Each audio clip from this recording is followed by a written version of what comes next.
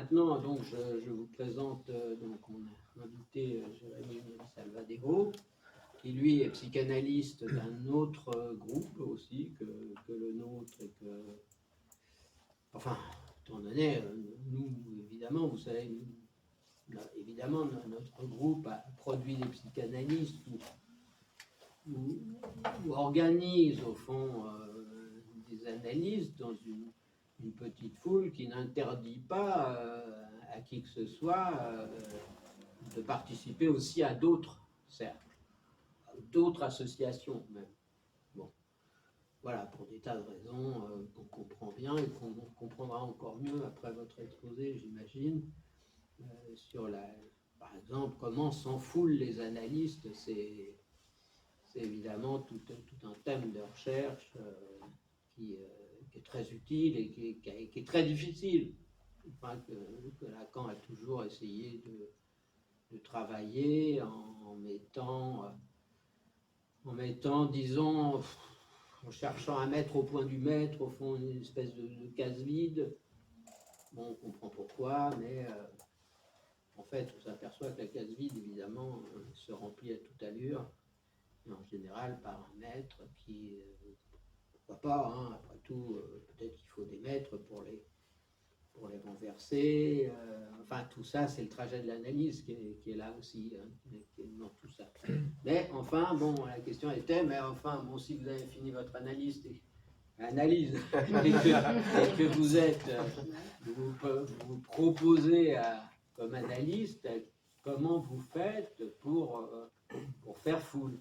Une question qui reste encore avec des réponses diverses selon les groupes, disons le cercle, lui, travaillant maintenant avec un bureau en forme de cartel, de 4+1, qui peut-être produira des effets dont on verra, on fera le bilan plus tard. Mais enfin bon, bref, aujourd'hui, donc on va en rester donc à cette question au fond de Lacan, hein, que vous reprenez, qui est l'idée de faire un peu l'inventaire des théories, des points de vue théoriques développés par les analystes de manière critique. Ce qui est une des exigences de Lacan, c'est ce que a à faire un analyste.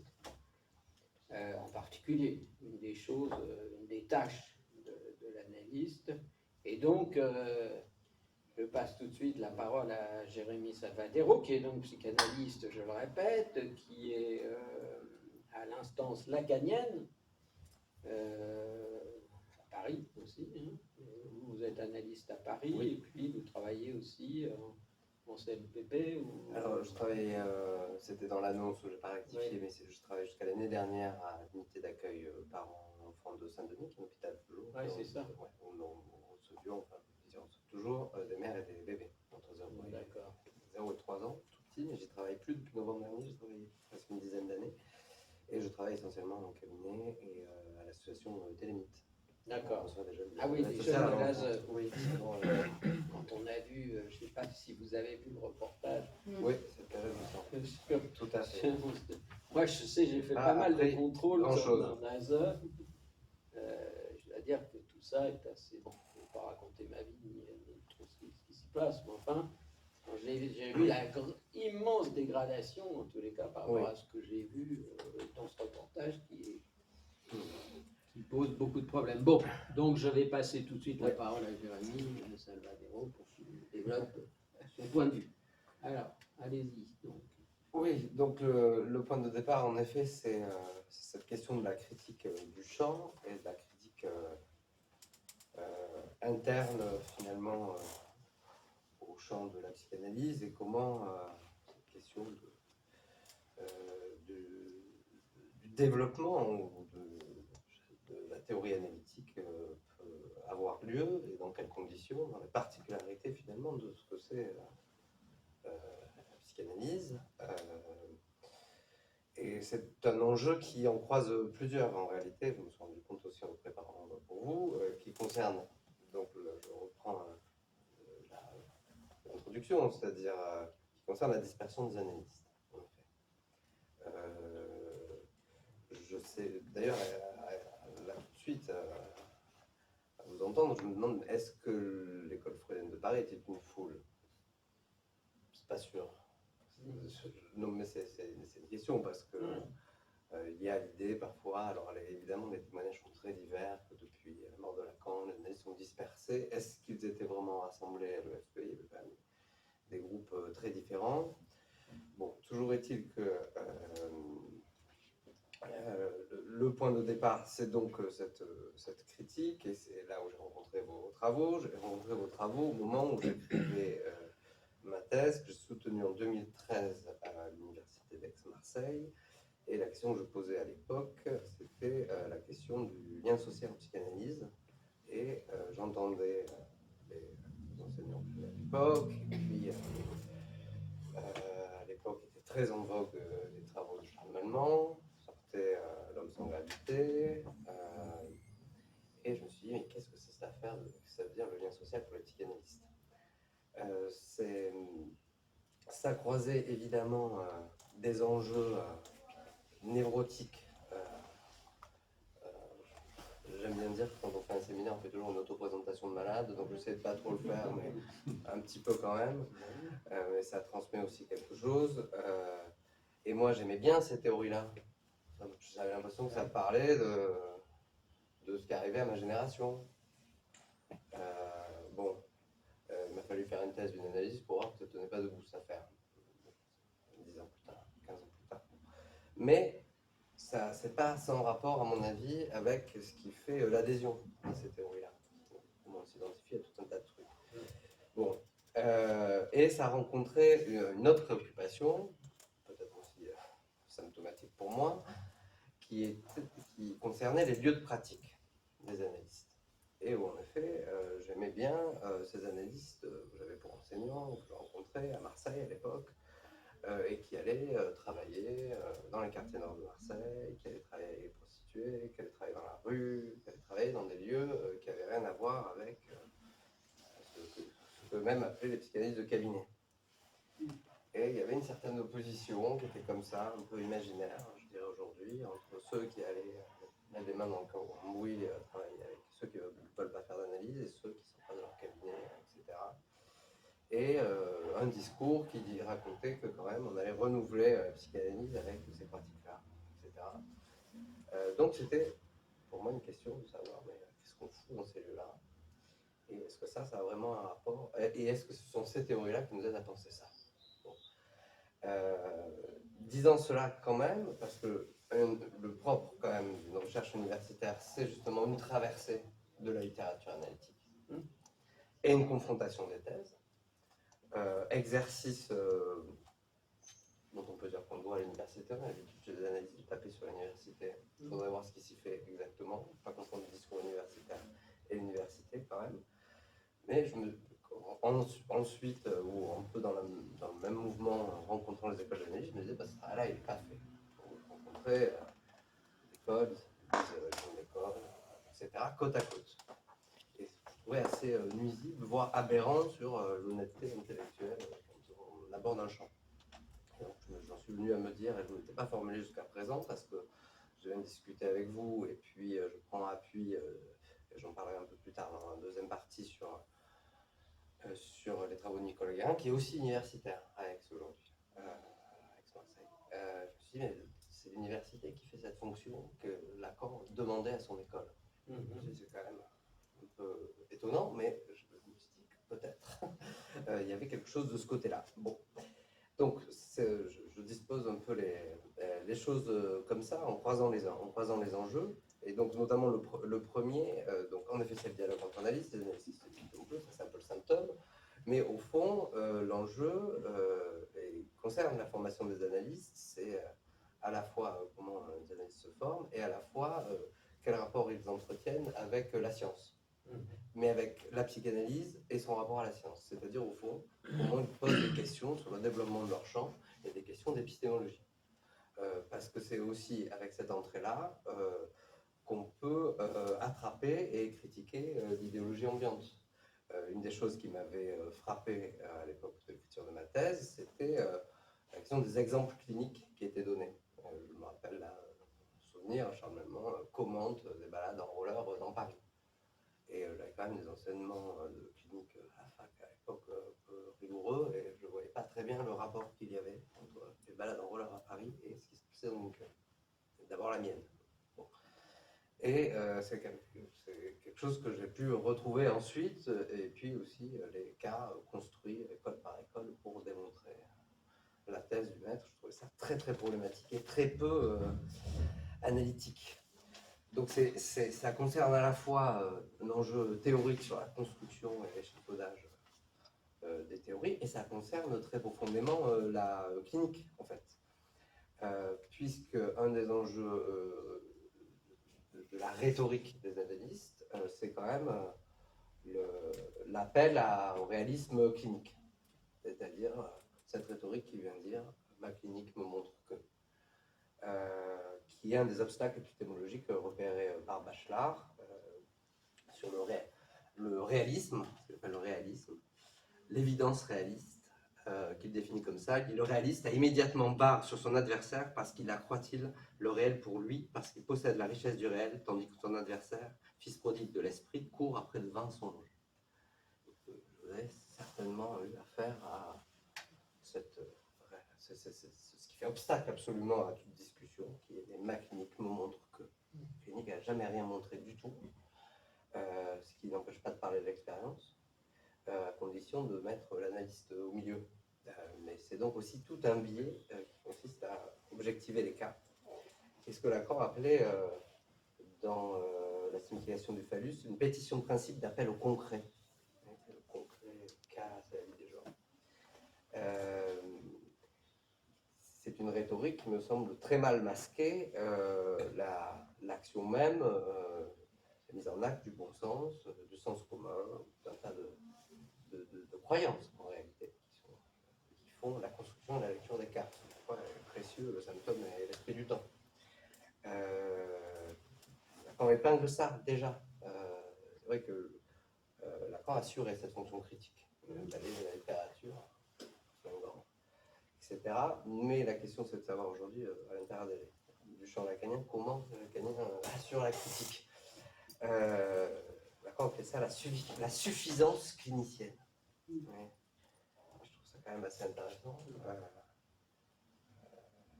Ce qui est quand même aussi une réponse à cette espèce de clivage un peu imaginaire. Il y aurait les théoriciens, les universitaires, et puis les vrais cliniciens. Une aberration dans le champ de l'analyse. Donc, je reprends cette phrase de Lacan qui était dans l'argument, et justement donc cette fonction-là, qu'il en a appelée à la fondation de son école, c'est dans l'acte de fondation. Il dit: ce titre, dans mon intention, représente l'organisme où doit s'accomplir un travail. Un champ que Freud a ouvert restaure le stock tranchant de sa vérité, qui ramène la praxis originale qu'il a instituée, donc Freud, sous le nom de psychanalyse, dans le devoir qui lui revient en notre monde, qui, par une critique assidue, y dénonce les déviations et les compromissions qui amortissent son progrès en dégradant son emploi. Donc s'il n'y a pas aujourd'hui une école de Lacan, mais des écoles et des associations, parce que les associations ne sont pas écoles, on pourrait d'ailleurs discuter la manière dont se nomment les écoles, donc les écoles dispersées, comment existe cette critique, comment on peut la mettre en place. Donc les revues peuvent avoir cette fonction, puisqu'on s'est rencontrés comme ça, avec une note de lecture sur laquelle on peut presque courir dans un autre champ. Donc ces enjeux aussi méthodologiques, épistémologiques rencontrent la formation des analystes et leur orientation, la construction de leur cas, ce qui oriente leur pratique. Et il me paraît évident, peut-être que ça ne l'est pas finalement, mais à force de bosser là-dessus, on trouve que les choses sont évidentes, elles ne le sont pas, je vous dirais, que les théories dont se réclament les analystes, c'est des mots d'ordre ou des mots valises comme ça, auxquels ils s'accrochent, les idéologies, quand je dis les analystes, je m'inclus dedans, évidemment, les idéologies qu'ils portent, donc parfois jusqu'à la place publique, relèvent de leur impasse subjective. Il y avait une phrase comme ça que j'avais bien aimée dans le manifeste de la psychanalyse, qui disait: on peut justifier théoriquement ses propres impasses subjectives. Je crois que c'est un petit souci qu'on doit avoir en permanence. Et donc, au fond, il et à accueillir ça au titre de symptôme.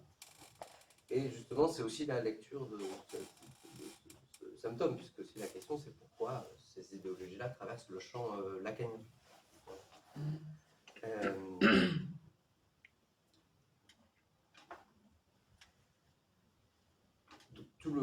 Donc ce qui est, on pourrait discuter parce que le champ a changé un petit peu avec discuter avec queer, etc., psychanalyse émancipée, mais il me semble ce qui a envahi le champ à un moment, qui est devenu quand même majoritaire, et ça ne correspond pas tout à fait, même si on peut identifier des textes, des écoles, etc., ça traverse bien au-delà, en fait, c'est un peu ingéré comme ça. En effet, à l'époque, c'est ce que racontait Charles Melman et Jean-Pierre Lebrun, qui ouvrait un peu ce champ-là. Et donc, c'est cette théorie, je ne sais pas si vous avez ça en tête, mais bon, c'est celle du déclin du père, que Nicolas Guérin a nommé l'idéologie du déclin. Donc, c'est quand même la question du déclin, le monde d'Ambert. On va tous crever le sujet, qui produit quand même un renversement de la causalité, d'une certaine manière, envers la psychanalyse, puisque ce serait, et ça met dans une discussion aussi sur comment on peut penser la culture, qui situerait la structuration subjective du côté des changements culturels et sociaux, plutôt que sur une causalité, on va dire, causée par le choc premier du langage et du corps, c'est-à-dire sexuel en psychanalyse. Des choses comme ça, c'est une sorte de renversement comme ça, qui est une position qui n'a jamais été celle ni de Freud ni de Lacan. Ça, c'est assez clair, mais avec laquelle Freud d'emblée a débattu. Lacan a pris position là-dessus. Alors, c'est pas une question qui a été tout à fait thématisée par Lacan, mais il y a des indications un peu partout, notamment lorsque dans la télévision, il dit de Freud qui penchait, concernant le refoulement, il penchait plus vers l'idée que le refoulement originaire était le premier, c'est dans l'ensemble de la bascule de la seconde utopie, la gourmandise dont il dénote le surmoi est structurale, sur la structure de notre travail, à mon avis, importante. J'allais dire pour être farouchement structuraliste en ce moment, parce que sinon on ne sort pas. Donc la gourmandise dont il dénote le surmoi est structurale, non pas effet de la civilisation, mais malaise dans la civilisation, de sorte qu'il a lieu de revenir sur l'épreuve à partir de ce que ce soit le refoulement qui produise la répression.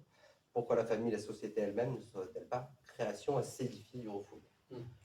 Quand vous lisez les travaux, vous avez une rhétorique qui vous explique l'inverse, qui confond la répression et le refoulement, et qui présente le sujet comme un produit des changements sociaux, ce qui change complètement la perspective de l'affaire. Et ce renversement causal, je réduis un peu comme ça, produit tout un discours. C'est un S5 qui porte tout un tas de S2, on découle tout un tas de choses, et notamment, et c'est quand même une question aussi, pourquoi les analystes sont si poreux à cette question, c'est la question du nouveau.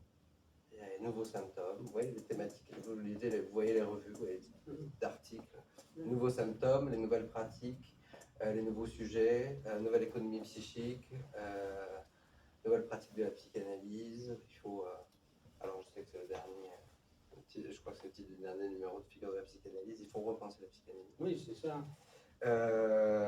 Faut déjà commencer à penser, les gars. On verra si on repense, mais c'est quand même, qu'est-ce que c'est que ce souci ou cette envie des analystes d'émanciper la psychanalyse, de renouveler la psychanalyse, etc. Bon. Enfin, pour la figure laquelle je participe, c'est pour ça que ça m'a un peu réveillé. Évidemment, l'idée, c'était quand même, c'est moins de repenser la psychanalyse que d'essayer de s'expliquer, au fond, la seule psychanalyse qui vaut d'une certaine manière de notre point de vue, qui était la psychanalyse lacanienne, et en quoi peut-être les analystes sont responsables de non pas repenser la structure ou les logiques lacaniennes, que les expliciter un peu mieux auprès de la culture telle qu'elle existe aujourd'hui. C'est-à-dire que chaque génération doit d'une certaine manière, d'analyste, doit d'une certaine manière expliquer non pas ses trouvailles, mais expliquer les trouvailles faites avant et remonter d'une certaine manière jusqu'à Freud et au retour à Freud par Lacan pour expliquer à l'actualité du lectorat, au fond, un certain nombre de points. Moi, j'ai beaucoup insisté dans ce petit numéro, ce sur quoi j'insiste, qui est Lacan la structure, je l'appelle Lacan la structure, qui est en un seul mot, si j'ose dire, pour essayer effectivement de parer à tout ce qui vient du côté de la fluidité. L'imaginaire de la fluidité aujourd'hui, que je trouve éminemment sympathique par certains côtés, mais bon, qui ne correspond pas simplement au point de vue analytique. Alors, on ne peut pas s'y retrouver comme ça. Tout ça nous pose des questions. Donc, c'est des réponses. Repenser la psychanalyse, c'est dans le... Oui, c'est probablement injuste de mettre dans la série. Non, le numéro entre les mains. Pourquoi pas. Alors il y a ça, il y a aussi la question, l'autre question que vous avez abordée, je ne sais pas, on va parler un petit peu maintenant. Oui, on peut parler sinon... simplement sur ce point-là, dire qu'il me semble que, bon, évidemment, on essaie d'analyser comme tout le monde prenne les signifiants de l'époque, mais quand même la rhétorique du nouveau, c'est pleinement la rhétorique néolibérale, ce nouvel iPhone, ce nouveau, c'est un truc nouveau alors que ça ne l'est pas. Mais c'est plus, même si ça a un impact cette histoire-là, c'est plus inquiétant aussi quand les analystes se mettent à penser psychanalytiquement des thèmes qui n'en sont pas. Du TDAH, de tout un tas de trucs qui ne sont pas.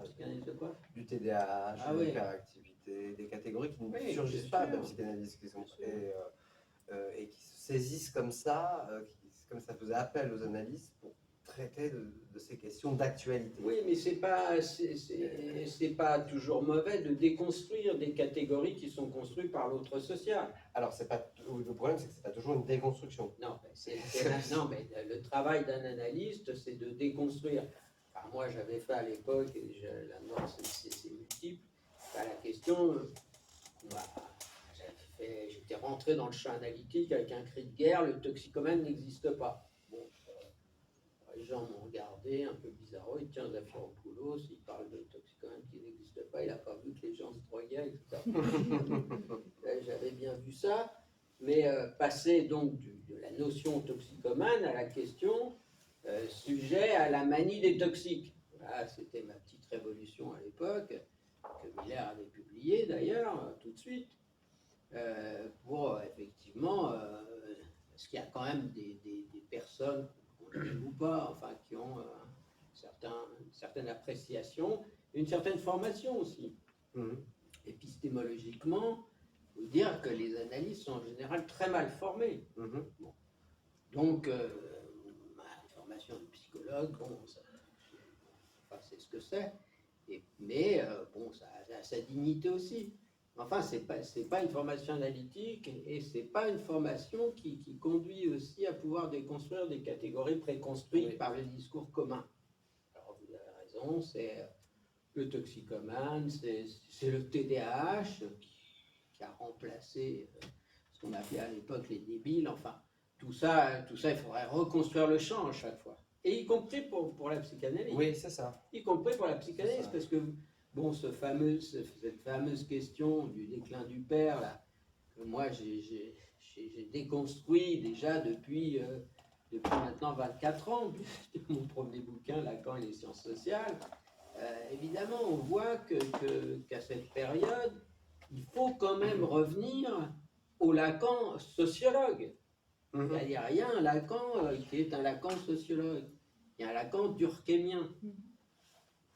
Vous qui faites une thèse sur Lacan-Bourdieu, il y a un Lacan durkheimien qui existait, qui a existé, et qui a produit ce grand article dans l'encyclopédie de l'époque, en 1938, et sur la famille. Mhm. Et c'est lui qui a promu ce malheureux terme de déclin du père. Mais avec ce déclin du père, bon, pourquoi?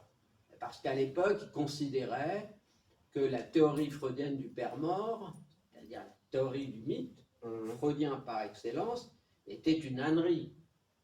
Alors, il continue très longtemps à considérer que c'est une ânerie, et par certains côtés, c'est une ânerie. Mais enfin, lui, à l'époque, disait non. Donc je vais essayer de m'extraire de ça pour effectivement embrasser le développement des sciences sociales. Et il a réintroduit dans le champ analytique la valeur du père de famille. C'est ça. Au lieu de travailler la logique du père inconscient. Mais il avait l'idée que l'imago inconsciente du père de famille variait, oscillait dans ses capacités de production subjective de la même manière que la valeur sociale du père de famille. Or, à l'époque, si vous voulez, Durkheim et surtout Le Play, qui est un des phares de l'histoire de la sociologie française en particulier, bon, soutenaient, c'est eux qui ont soutenu ça. Mais donc, Lacan a changé, disons, a voulu changer cette théorie, et c'est immense les effets que ça a produit, immense, les effets de cette théorie donc du déclin du père de famille, qui pour lui à l'époque causait, expliquait rien moins que l'émergence des névroses et de la psychanalyse. Mhm. Donc, si vous voulez, c'était pas rien. Et donc, ces élèves qui peu d'élèves à l'époque, en 1938, je ne sais même pas s'il y avait moins d'élèves. Bon. En tous les cas, très vite, Melman, en particulier Charles Melman, là, dont j'ai dit beaucoup trop de mal de lui, mais enfin, bon, c'est clair que c'était un élève de Lacan et qu'il s'est emparé de ce signifiant de déclin du père et qui a fait des ravages. Lacan s'en a aperçu très rapidement. Il s'en est aperçu, disons, avec Lévi-Strauss, qui lui a expliqué que non, non, le père, c'était pas le père de famille, c'est une fonction symbolique. Bon. Et donc, tout de suite, et jusqu'à la fameuse théorie du signifiant zéro, que j'ai essayé de faire valoir 1000 fois, pour montrer que c'est de là que, effectivement, le sujet en tant que sujet du langage, pas en tant que sujet de la famille, mais du langage, c'est-à-dire sujet de l'inconscient, se constitue pas sur un mode névrotique ou sujet à la psychose, d'une autre manière. Et ça, il le doit à Lévi-Strauss, c'est pas une invention de Lacan. Donc on ne peut pas penser Lacan sans penser aussi le développement des sciences sociales. Mhm. Bon, donc lui, Lacan, il se met, c'est son maître, enfin, selon moi, son maître, c'est Lévi-Strauss, sans aucun doute. Après, il a des maîtres en psychiatrie, etc. Mais enfin, son maître dans cette épistémologie de la fonction du père, c'est Lévi-Strauss, ça sans aucun doute, et cette théorie du signifiant zéro, lui il a dit ça à Rome, bon voilà, écoutez, bon moi j'appelle ça nom du père. Voilà, il était à Rome, tiens, les autres se sont dit, tiens, on n'est pas loin du Vatican, est-ce que Lacan ne voudrait pas se lier à la religion catholique, et du coup tous les jésuites sont arrivés à l'école freudienne de Paris. Ils se sont dit, enfin, quelqu'un de bien, ils avaient raison. Surtout que Lacan, évidemment, on connaît le frère, enfin bon, il y a sûrement des éléments qui rapprochent pour une part une certaine nuance de la pensée lacanienne du dogme catholique et romain. Et en tous les cas, il y avait de quoi s'aveugler. Et puis, en 1953, ensuite, il dit bah non, mais pas du tout, donc c'est pas le père de famille, c'est pas la sociologie, il faut aller avec. Donc il dit même pas qu'il emprunte ça à Lévi-Strauss, et hop, il envoie le nom du père, et tout le monde se dit bon, bah voilà, c'est le nom du père, et alors, et dans la famille, votre père va bien, etc. Bon, bah non, évidemment, voilà. Donc, après, il y a un déchaînement d'âneries dans les institutions, où effectivement la mère protectrice il perd plus, et puis le père absent, naturellement, toujours absent, d'où il y a un grand mouvement des analystes qui s'engouffrent là-dedans et qui vont produire une idéologie du père. Du père, il faut constituer le père. Il faut à chaque fois soutenir le père. Donc c'est une grande erreur, évidemment, clinique, logique. Ils n'ont pas de formation épistémologique, ils ne connaissent rien aux sciences sociales, donc ils avalent tout. Et Lacan dit mais non, c'est pas du tout ça, c'est pas le père de famille, c'est la fonction symbolique, etc. Mais bon, c'est trop tard. Trop tard, et ça va durer ça dure encore. C'est encore tout à fait. Et vous avez raison, voilà du nouveau. Et donc, à partir de là, il y a des nouveaux symptômes, puisqu'il y a des nouvelles structures qui ne sont plus du tout à fait les structures de la névrose qu'a connue Freud. Donc, Lacan lui-même avait inventé en 1938 la grande névrose contemporaine, qui était une névrose dite caractérielle, qui n'avait plus du tout la même structure que les névroses de Freud. Donc tout ça, vous voyez, on ne peut pas comprendre, il me semble, le développement du champ analytique, pour une part, en tous les cas, en laissant de côté, disons, la production des producteurs, c'est-à-dire des gens qui ont fait transfert dans le champ, comme Lacan, évidemment. Si on ne comprend pas, on ne fait pas ce que j'ai fait moi, une archéologie critique de Lacan. Donc il faut comprendre d'où il prend tout ça. Il n'a pas inventé tout ça. C'est un très immense lecteur, Lacan. Immense lecteur. Et donc les autres, évidemment, bon, alors, ils disent, bon voilà, il y a du nouveau, c'est quoi le nouveau? Il y a des toxicomanes. Ah bon, pourquoi il n'y en avait pas avant? Non, il y a des anorexies. Ah bon, il n'y en avait pas avant? Vous avez raison de ce point de vue-là. Il y a une espèce d'idée de la nouveauté, de goût pour le nouveau, qui est terrible et qui fait qu'on ne peut pas penser l'histoire. Enfin, il faudrait penser l'histoire, que c'est un discours critique élémentaire, je veux dire, à faire, qui est de critiquer, c'est-à-dire de comprendre la logique de structuration du discours de Lacan, parce qu'après tout, au fond, c'est Lacan qui fait la loi. Hein. Dans le champ freudien, on peut dire ce qu'on veut.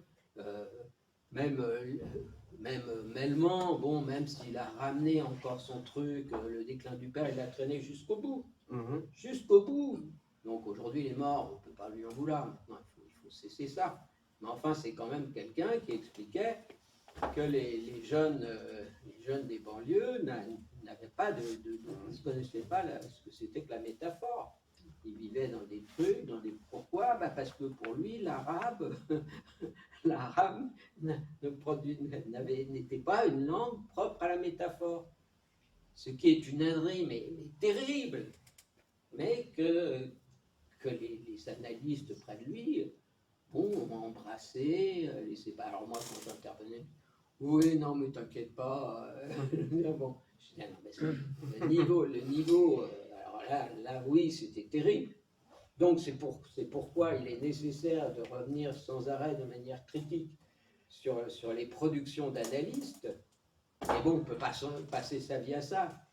Voilà, justement pour disposer un peu ce que peut être cette fonction critique, et en effet c'est un peu comme ça que je vois un peu le dialogue aussi, ou la disposition des cartes là un peu ensemble, c'est que votre critique elle est en effet épistémologique, et elle a tout à fait raison d'être. Mais la question que je me suis posée, c'est aussi c'est cette critique qui concerne d'une certaine manière la transmission de la psychanalyse. Parce que la transmission de la psychanalyse, elle n'est pas épistémologique. Elle est névrotique, et psychotique et analytique. Elle est transférentielle. Ce qui pose la question, parce qu'on peut, peut-être un peu trop rapidement, mais quand même, voir dans cette idéologie-là une formation sociale, névrotique, dont les coordonnées sont assez simples, puisqu'il s'agit du père du névrosé, qui est structurellement soit défaillant, soit beaucoup trop là. Donc soit on le dénonce, on veut s'en passer, mais on le constitue et on le fait consister pour pouvoir le dénoncer. Ouais. sur les lieux de son inconsistance, soit on dit qu'il n'est pas à la hauteur et on a un appel à lui. Ça s'appelle la névrose. Vraiment. Donc, bon, on peut dire ça. Si on creuse un petit peu la question, ça pose la question de la transmission de la psychanalyse, c'est-à-dire, le problème, c'est que, pas le problème, c'est que la psychanalyse, j'allais dire, il passe pas de génération en génération, de progrès en progrès, parce qu'il y en a un qui a fait une analyse, et puis ensuite, donc l'autre prend les gains de son analyse, c'est pas de père en fils, sur une espèce de filiation idéale, où là, ça n'existe pas. Donc c'est sans cesse recommencer. Donc les écoles d'analyse, elles se font avec des analystes et des analysants, et puis des gens qui commencent leur analyse, et donc qui névrotiquement sont prêts à adhérer à la théorie qui leur permet de justifier la névrose, d'une certaine manière. Enfin, l'adhésion, les croyances, tout un tas de trucs, elle correspond au point où chacun en est dans son analyse. Ce qui pose une difficulté, je ne sais même plus si c'est une difficulté, c'est une des coordonnées de la transmission de psychanalyse, oui, symptomatiquement. Oui, alors oui, symptomatiquement, parce que s'il n'y avait pas de déprise par rapport à ça, pour moi, je reviens toujours à la logique lacanienne de base. Si vous voulez commenter un texte, c'est comme faire une analyse. Donc ça veut dire qu'il y a au-delà de l'analyse de l'analyste, qui est évidemment décisive pour la transmission, parce qu'au fond, l'analyste est formé dans le dispositif analytique. Donc ça, il est formé par ses formations de l'inconscient. Donc voilà, les formations du psychanalyste, c'est les formations de l'inconscient de l'analysant qui seront analysées ou pas. Alors, il y a cette dimension. Le cas échéant, le transfert au texte de l'analyste, quand il y a des textes, parce qu'il y a très peu d'analystes qui écrivent des textes. Bon. Mais enfin, il y a le rapport. Le rapport, il peut exister, et il existe une relation aussi au texte des... Alors, évidemment, s'il y avait qu'un confort du symptôme, ben, le sujet ne sortirait jamais de quoi que ce soit. Donc, il faut bien qu'il y ait un écart qui se donne à un moment donné. Et la personne qui vient en analyse, en général, elle vient parce qu'elle veut changer. Elle aussi peut produire du nouveau dans sa vie. Alors, on peut demander des choses dont on ne veut pas. Évidemment, ça c'est la demande. Je viens vous voir, etc. Tout va mal, etc. Puis bon, le sujet se rend compte que tout ce mal, c'est précisément ce à quoi il tient. D'où l'idée est extrêmement difficile de lâcher tout ça. Bon, mais c'est un des enjeux de l'expérience analytique même, mais il y a quand même un écart. Sinon, il ne viendrait pas. Mais bien sûr, bien sûr. Donc ces questions valent aussi pour les analystes. Oui, c'est quand même une question de savoir pourquoi cette idéologie-là s'est répandue dans le champ lacanien. Oui, je crois que c'était... Oui. En quoi ça... Et particulièrement depuis la mort de Lacan. Non, je crois que c'était bien avant. C'était déjà là. Ah, c'était déjà là, mais c'était déjà là depuis, je vous dis, depuis 38. Depuis 38, cette notion de déclin du nom du père existe. Pourquoi ça s'est développé, etc. D'abord parce que c'était dans les sciences sociales que ça se développait. Oui, mais justement jusqu'à 1975, non mais tout ça tourne en 1975, parce que quelle était l'idée? C'est-à-dire le père était en déclin, le père de famille était en déclin. Pourquoi? Parce que la famille occidentale était en déclin.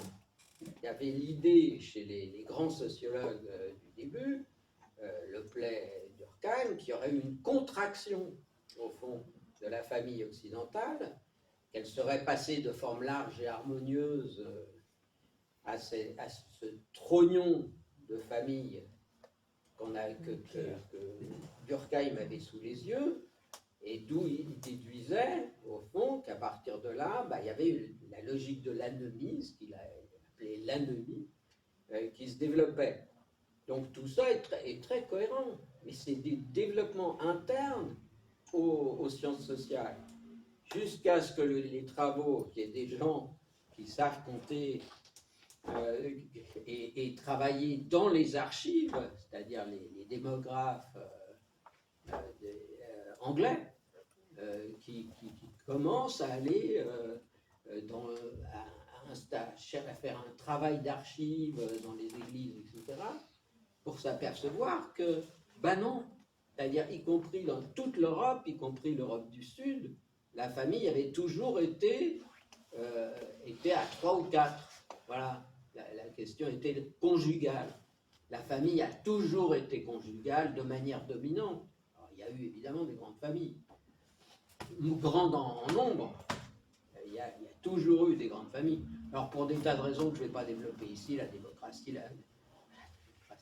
démographie, la mortalité infantile, tout ça, bon bref, il restait toujours un noyau conjugal qu'on retrouve partout, dans toutes les sociétés, ce qui fait que l'idée, du coup, l'idée de Freud, de maman, papa et moi, elle n'est pas si idiote, si vous voulez, en termes sociologiques. C'est pas si idiot, il y a toujours eu effectivement une formule conjugale. Donc l'idée que la famille se serait transformée en Europe et ailleurs, et donc aurait affaibli par sa contraction. C'était une théorie de Durkheim qui enseignait ça à l'université de Bordeaux. Il avait annoncé, il enseignait la loi de la contraction familiale. Alors, quand les démographes anglais, qui sont évidemment les meilleurs, et puis après les Italiens qui sont allés aussi chercher dans leur propre, puisqu'on disait oui, bon, l'Europe du Nord, très bien, mais l'Europe du Sud, non, ils se sont retrouvés là avec la même chose. Depuis 1975, tous les spécialistes de sciences sociales savent que cette théorie est fausse, mais pas les analystes. Parce qu'ils sont non, mais ils ne connaissent pas. Les analystes ne connaissent pas l'évolution des sciences sociales sur des thèmes centraux qu'ils n'ont pas étudiés. Et donc, Lacan, lui, il s'est éloigné de Durkheim pour épouser Lévi-Strauss. Et donc, à partir de là, évidemment, il est passé à la fonction symbolique, au père symbolique, etc. Ça avait tout à fait autre chose. Donc, tout ça était très... Mais Lacan, c'est lui le faux.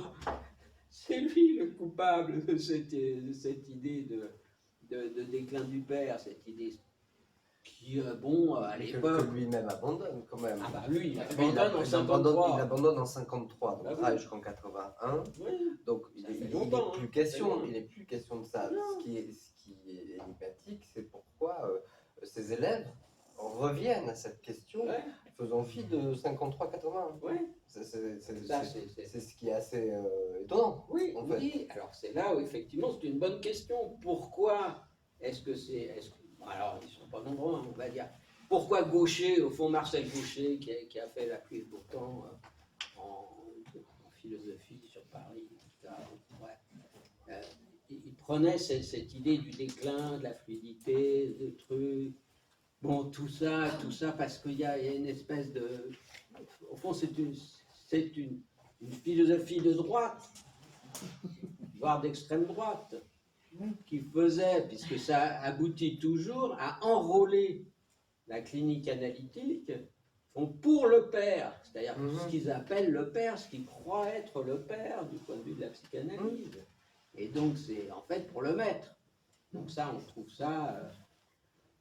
Alors, oui, d'une certaine manière, bon, c'est pas étonnant que, par exemple, on trouve ces petits couplets racistes chez Melman. Ça va très bien, disons, avec Melman qui vient quand même, son père était un résistant important. Mais lui, voilà, faut dire, donc c'est tout ce que j'appelle la psychanalyse réactionnaire.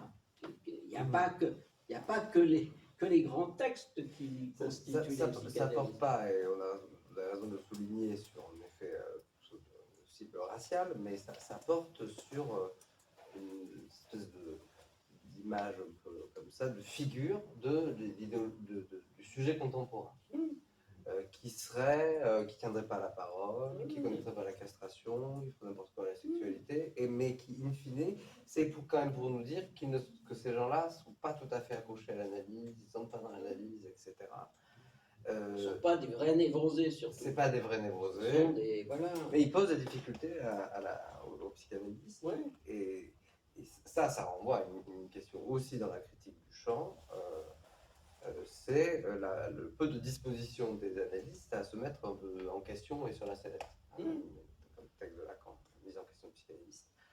C'était déjà dans ce que je disais tout à l'heure sur l'exposé de cas où on pas l'analyse travailler sur la question du transfert, la question de l'interprétation, sur la question de l'acte analytique. C'est quand même pas majeur en fait. Donc, vous ouvrez la littérature, ça parle de toute autre chose que de ça. Du coup, la question de la demande d'analyse, l'entrée en analyse, c'est une question très technique finalement, qui, dès qu'on les examine un peu, permettent quand même de relativiser grandement l'idée que les gens qu'on rencontre ne seraient pas attachés à la psychanalyse, sur la psychanalyse. C'est-à-dire ça soulage un peu cette théorie-là, l'analyste, de sa responsabilité. Et ça, me semble très problématique. C'est plus que problématique. Non, mais ce qui est problématique, ça a été la reprise de ce qu'on appelait le sujet limite. Oui. Ça a été ça. Les États limites qui sont venus encore des États-Unis d'Amérique, on doit ça aux Américains. Bon, tout ça, il y a depuis longtemps une guerre entre la psychanalyse française, le génie français, et puis ce qui nous vient des États-Unis. Aujourd'hui, ce qui nous vient des États-Unis, c'est moins les États limites que les Preciado, les Butler, les machins, tout, avec toute cette sorte d'immense fluidité de tout, et des revendications diverses et variées sur lesquelles on peut être d'accord sur les revendications. La plupart des revendications LGBT, évidemment, moi je suis plutôt d'accord avec. La question est que leur haine de la psychanalyse est telle qu'il faut répondre. C'est pour ça que je me suis permis de répondre à M. Preciado et à Butler aussi, en lui montrant que, surtout qu'elle se réfère à Lacan. Elle ne se référerait pas à Lacan. On n'a rien à dire. Parce que ça ferait une de plus.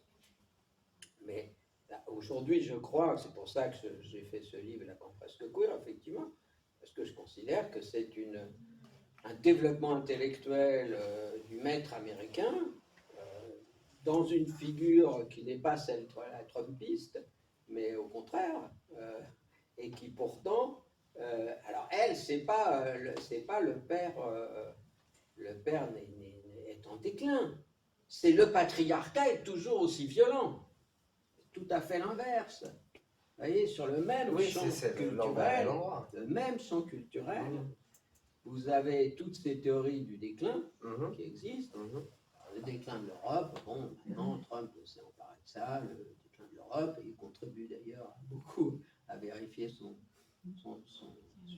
énoncé, quoi. Bon, hein. Mais évidemment, une des choses qu'il faut bien remarquer dans les critiques des intellectuels LGBT aujourd'hui, c'est qu'ils critiquent toujours ce fameux patriarcat, comme si on pouvait imaginer autre chose. Bon, peut-être, enfin, depuis la nuit des temps, toutes les sociétés sont patriarcales. Le patriarcat n'existe pas, même si, mon lapsus voudrait enfin voir des sociétés matriarcales, merveilleux, ça nous lâcherait un petit peu la responsabilité. Mais bon, voilà, en tous les cas, une autre. Et par contre, je remarque aussi que ces intellectuels qu'il faut...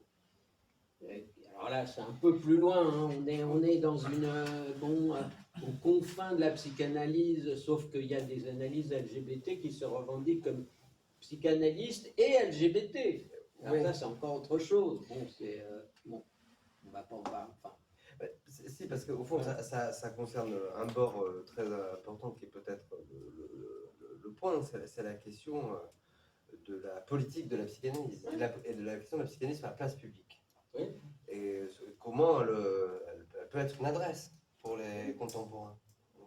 En effet, prenant position publiquement au nom de ces idéologies-là, c'est foutu. Que ce soit fait appel parce que une psychanalyse de droite, soit les listes qu'on peut faire de psy, safe, où on vient rencontrer le même. En fait. C'est quand même ça qui est compliqué. On a pu me poser ces questions-là. Je suis noir, est-ce que je peux parler à vous? Vous êtes blanc? Est-ce que je suis une femme? Vous n'allez pas comprendre ce que je dis comme homme. Si on parle du principe d'altérité, la disparité subjective dont parle Lacan dans le transfert, c'est foutu cette affaire. C'est pas possible. Et ça concerne la place de la psychanalyse sur la place publique. Et ça, c'est la pointe la plus avancée d'aujourd'hui, on va dire ça. Oui, parce que là, je suis passé du Lacan de à... Évidemment, mais il y a un fil qui est celui-ci. Oui, mais je veux dire, il faut que nous, Lacaniens, on prenne la responsabilité de la production de Lacan dans la désorientation droitière ou réactionnaire, parce que, bon, il faut bien dire que Lacan, en 1938, il était plutôt proche de l'Action française, et sa grandeur, c'est d'être passé de la droite, voire l'extrême droite, à une espèce de soutien assez modeste au FLN, par exemple, mais modeste, mais quand même, il a bougé au plan. Oui, donc les effets politiques de la psychanalyse, il ne cherchait pas, lui, évidemment, c'était pas Miller, hein, à l'époque, ça c'est encore une autre génération à laquelle moi j'ai participé, je participe. C'est encore, nous on est parti des idéaux du politique, avec Miller qui était maoïste, moi qui était LCR, qui était trotskiste, etc. En avant. Et tout ça, c'est poreux, si j'ose dire. Donc, mais là, on ne peut pas se débarrasser de... Enfin, dans votre question, pourquoi on s'est trouvé avec ce mêlement qui a... Bon, alors après, il faudrait prendre toutes les histoires de l'école. Hein. Oui. En plus. Mais bon, alors là... C'est une figure majeure, mais l'idéologie traverse la question. Oui. Moi, je crois que vraiment l'idéologie du déclin du père, c'est vraiment à la conquête. Et c'est comme un sparadrap qu'il n'a jamais lâché. Pourtant, il disait à chaque fois, mais l'absurdité qu'il trouvait à cette histoire, expliquant que, bon, de toute façon, le père, oui, c'était celui qui disons, qui produisait un effet de bluff sur la famille, mais on en trouvera un autre. Enfin, bon, c'était... qui épate. Voilà, il a épaté, d'où son nom, épater, bah oui, le pater, on en trouvera d'autres. Il y a toujours le ton d'ironie nécessaire pour que justement on ne soit pas dupe de l'affaire. Voilà, lui il rompt, mais c'est clair que toute une partie de ses élèves n'ont pas rompu. Et donc, de par cette autorité qu'a eu longuement l'école freudienne à laquelle moi j'ai participé, donc cette autorité-là s'est passée d'abord dans la formation des psychologues, etc. Parce qu'avant que le psychologue était formé à l'université par des analystes, moi, je travaillais évidemment à l'université, à Paris 7, on était un gros système de production de psychologues. Bon, donc chacun produisait à partir de sa lecture, etc. Donc tous les relais culturels, etc. Bon, aujourd'hui c'est beaucoup moins le cas. Une disparition des départements universitaires dont vous parliez comme fonction critique. Voilà, évidemment, bon, bref, on se rend compte que tout ça est une question qui pose la question évidemment de l'usage du symptôme ou l'usage des théories comme confort du symptôme, mais en même temps, il reste bien qu'il y a quand même une volonté de se déprendre. Bien sûr. Et ça, y compris dans l'analyse. Et y compris tout de suite dans l'analyse, avec l'analysant qui vient. Donc c'est, voilà, non, pour ne pas faire tourner une machine. Oui, bien sûr. D'accord. Non, ce qui me venait là, justement, c'est la psychanalyse de droite, etc. Mais ça, c'est tout autant piégeux pour un analyste d'introduire une connivence avec quelqu'un avec qui il est d'accord politiquement. Oui. Mais ça peut être aussi le cas. se laisser embarquer dans les revendications politiques avec lesquelles on est d'accord. C'est quand même tout le paradoxe dans le débat public là, d'affronter ou d'être attaqué par des gens avec lesquels politiquement on est d'accord. On n'a pas vraiment de... être attaqué par les parents d'enfants autistes, par les queers, par le courant féministe, pour le monde à l'envers. Enfin, on est d'accord, tout va bien, c'est notre combat. Mais, non, mais vous voyez, c'est-à-dire, mais du coup, on ne fait pas adresse. Puisque on est tout de suite accusé là-dessus. Et je ne sais pas exactement quelle est la part de responsabilité des analystes dans leur visibilité publique et dans les prises de position qui peuvent avoir lieu, évidemment, dans le mariage pour tous, un certain nombre ont pris la suite du clergé. Bon. Je trouve une difficulté politique et qu'on voit aussi, bon, on me déplace un peu le débat, mais enfin je le déplace un peu parce que au fond, je suis venu aussi un peu là-dessus, dans le débat qu'on a eu là sur cette affaire d'amendement, et où il y a quelques années, sur l'évaluation des psychothérapies, Miller avait publié avec Miller, je crois, Voulez-vous être évalué, c'était très contre-évaluation. Depuis, il y a des travaux de Vincentini, je crois d'autres. Donc là, les analystes viennent dire non, mais c'est bon, on a été validé. C'est scientifique, c'est évalué. Alors, ok, pour le débat public et dans la manière même dont poser la controverse, si c'est sur l'évaluation de la scientificité, on peut venir dire ok. Mais est-ce que c'est tout à fait une bonne idée pour la psychanalyse? À mon avis, ce serait bien plus intéressant de laisser tranquille, de ne pas répondre comme analyste. C'est-à-dire, en fait, il faut, à mon avis, déconstruire la science qui nous attaque. En disant, attendez, la science, c'est vous la science? Vous voyez, les termes du débat sont compliqués. C'est vous la science? C'est-à-dire, nous, on est scientifiques, Ramu, tout ça, la télé, machin. Pas sûr que l'idéologie de science qu'ils promeuvent soit tout à fait viable. Le problème, c'est qu'en répondant comme ça, on valide le fait que aussi. Et c'est là où il faut être épistémologue, à mon avis, qui déplacerait quand même grandement le débat. Et ce qui pose la question du message de la psychanalyse. Et une phrase que j'aime beaucoup de Freud dans l'analyse profane, qui lui concerne aussi plus largement, quand il dit que l'analyste médecin, qui s'est libéré de toute consigne rigoureuse, ne manquera pas, à coup sûr, de tenter d'améliorer l'analyse, lui arracher ses crocs à venin et la rendre agréable aux malades.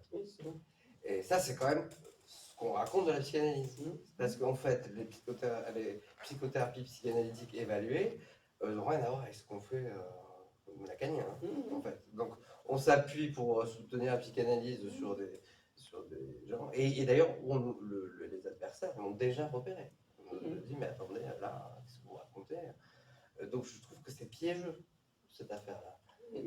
Comment publiquement on garde les croix à venin de la psychanalyse? Parce qu'on n'a pas à promettre, on n'a pas grand-chose à promettre ni à vendre.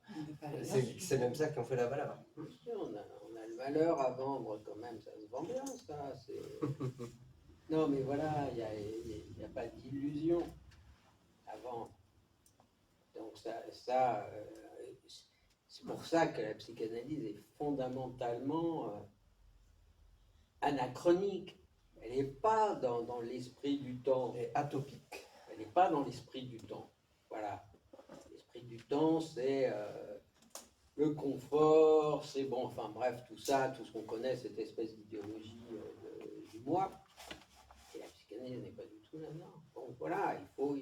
Alors, après, vous avez raison de poser la question, mais qu'est-ce qui se passe? C'est qu'il y a, au fond, ceux qui répondent, des analystes, c'est souvent des personnes, des personnalités placées dans le champ analytique, et qui disent, moi, je sais de quoi je parle, et puis je peux parler au nom de mes collègues, et donc je réponds alors, avec la réelle politique, ou alors développons une stratégie de maronite, je ne sais pas quoi, les Juifs ont fait, on se présente comme des psychologues qui vont amener le bonheur, en tous les cas pas plus, pas moins que les autres psychologues. Et donc c'est ça, hein, c'est des positions de réel politique, avec des doubles discours évidents. On les connaît bien, ceux qui font ça. Bon, pourquoi pas? Moi j'ai été frappé quand même sur cette question du remboursement. Là. Je voyais que tout le monde signait, bon. Et puis, une de mes analysantes, qui est psychanalyste, qui vient de loin d'ailleurs, et qui me dit « Ah non, mais moi je suis contre qu'on rembourse la psychanalyse. » J'étais assez étonné. Je me suis dit « Bah oui, elle, bon, pourquoi on la rembourserait pas elle, ou pourquoi elle rembourserait ?» Non. Donc elle est psychanalyste elle-même, elle a des analysantes, tout ça. Et c'est à peu près la seule, alors que tout le monde levait le drapeau, non, il faut continuer à rembourser là, toutes ces espèces ces séances, là, une fois par mois, ou une fois tous les 10 séances sur les 12 séances, et puis dans dans ces 12 séances, on commence comme ça, et puis on accroche le patient, on met en place le transfert, et hop, on est parti pour des années, après on le fera payer. Mais donc c'est ça le discours courant, disons là-dessus. Alors, on a c'est une avancée, vous voyez, est-ce qu'il faut profiter de manière tactique de cette avancée de remboursement des patients, des patients, surtout pour des analystes dont les cabinets sont vides. Il faut bien dire que s'il n'y a pas ça, beaucoup de cabinets sont vides. Donc, il y a un côté psychologue qui se fait rembourser. Non, mais on entend que la défense concerne avant tout la place des analystes dans les institutions comme psychologues. C'est essentiellement ça, ça ne concerne pas en fait, les analystes en libéral. Ben si, bien sûr que si. Les analystes en libéral sont pas remboursés comme analystes. Ils sont pas remboursés comme analystes. Mais non, mais ils sont remboursés comme psychologues. Oui, mais ça compte. Non, mais je ne dis pas que ça compte pas. Mais pour eux, ça compte aussi d'avoir des clients. Oui. On a aujourd'hui, je sais pas moi, Lacan n'aurait pas eu besoin de se faire rembourser. Là, il vivait. Non, mais c'est déjà, pas tant. C'était plus compliqué. C'est pas tant ça, c'est pas tant cette question avec laquelle je suis d'accord, c'est la place de la psychanalyse dans les institutions où ça fait des années que les analystes se font embaucher en contrebande, en fait, on se fait embaucher comme psychologue. La psychanalyse en contrebande, on ne fait pas de psychanalyse. Bon. Et on dit quand même qu'on fait de la psychanalyse, mais ce qui serait examiné, là, ça concerne les pratiques sociales, parce qu'en fait, quand on travaille comme psychologue dans tout un tas d'institutions, on est plus dans des pratiques sociales que dans la psychanalyse. Il faudrait examiner ça. Non, mais la psychanalyse est une pratique sociale. Oui, mais quel type de pratique c'est exactement ce qu'on fait dans telle ou telle institution. Pierre-Henri Castel avait fait un exposé il y a quelques années, mais je n'ai pas eu accès, mais je me rappelle juste du titre, Pierre-Henri Castel. Ah ouais. Il avait écrit « Pourquoi certains appellent encore psychanalyste ce qu'ils font ?» Je trouve ça quand même assez intéressant. Quand on a un peu de repères sur la pratique de l'analyse, on se dit qu'en effet, on a pu faire en toute institution, ce n'est pas de la psychanalyse. Et c'est pas grave en fait. Non, mais c'est ça aussi qui préoccupe les analystes. On peut faire autre chose. Pas trop se raconter, mais parce que ça infiltre le champ aussi. Tout le coup, on va s'appuyer sur tout un tas de concepts, tout ça, pour penser à des choses qui ne sont pas du tout dans le dispositif et dans le discours. Et je pense que ça aussi, c'est la critique du champ. On s'appuie sur des expériences qui sont autres, qui ne sont pas des expériences de la cure, ce pas des expériences de. Mais ça veut dire que ce ne sont pas des expériences qui ont une valeur, mais il ne faut pas confondre. Sinon, tout est un peu dans tout. Donc, c'est un peu cette question, voilà, dans la psychanalyse, ça concerne en effet la légitimité. Voire même la légalité de la pratique de la psychanalyse. Il faut évidemment la défendre les armes de l'adversaire, mais d'un côté, et en même temps ne pas être tout à fait dupe de ce qu'il s'agit aussi de dire. La psychanalyse, ça s'en souffre, ça sent mauvais, ça n'a rien à promettre. C'est juste. Non, mais le psychanalyste, il faut bien dire que en général, on prend du médecin, on fait du psychanalyste avec. On prend du psychologue, on fait du psychanalyste avec. Il y a très peu de psychanalystes qui sont faits avec du sociologue, de l'anthropologue, du plombier, simplement par l'efficacité de ça. Donc, il y a une domination de facto des intérêts divers et variés de ces corps sociaux que sont les psychologues, qui sont d'ailleurs très organisés, avec des syndicats, etc. Vous imaginez un syndicat de psychanalystes? Lacan ricanait, on ne va pas faire un syndicat de psychanalystes. Mais pareil, il y a des syndicats de psychologues, il y a des syndicats de médecins, toute personne. Ou un ordre, les ordres. Oui, mais il y a déjà des syndicats, c'est-à-dire qu'ils Il y avait revendiquent. l'idée d'un ordre de psychologue. Oui, il y a un ordre de psychologue. À chaque fois qu'on a voulu mettre en place un ordre de psychanalyste, ça ne s'est jamais fait. Parce qu'il y a eu des psychanalystes qui tenaient à ce qu'il n'y ait pas d'ordre de psychanalyste. Très peu. Combien de temps ça va durer? Je ne sais pas. Mais, je veux dire, voilà. Et pourquoi est-ce qu'un analyste non médecin, non psychologue, est-ce qu'il pourrait être inculpé, par exemple, je ne sais quoi? Alors, s'il est remboursé, vous imaginez. Bon, bref. Donc là, tout ça, ça vaut pour, non seulement pour la question du déclin du père et des normes, etc. Bon, on voit la complexité du travail, etc. Mais à partir de l'effet, moi je sais que je suis rentré dans ce travail parce que j'étais frappé du peu de formation des psychanalystes en ce qui concerne l'histoire de la sociologie et de l'anthropologie, et comment ils n'avaient pas vu ce passage, et comment le fameux signifiant zéro que j'ai fait valoir, comment m'a découvert dans le milieu, que tout ça ne venait pas de Lacan, mais venait de Lévi-Strauss, tout ça, bon, on ne peut pas dire que ce... Alors, c'est passé, mais bon, plus ou moins. C'est-à-dire que les gens croient toujours qu'il y a quand même le père. Très bien. Bon, donc je crois qu'on a... Alors, je ne sais pas si vous vouliez aborder ou peut-être, mais brièvement, dans ce qui a fait le fil de critique un peu ordonné, qui dialogue aussi, qui se réfère à vos travaux, tout en prenant les choses autrement. Dès 2008-2009, donc Nicolas Guérin, qui est membre du comité de rédaction de la revue Essaim, qui est un collègue de l'instance, a thématisé cette question de l'idéologie du déclin en prenant autrement que par l'affiliation Durkheim Lévi-Strauss pour Lacan, mais en le prenant sur l'enjeu du débat intellectuel, de comment on traverse cette question. Et puis il a affiné il y a 2 ans en situant cet enjeu dans la question de la place du culturalisme dans la psychanalyse, en fait, et qui est présente depuis le début, puisque Freud débat avec ça, dès un texte sur la morale sexuelle, la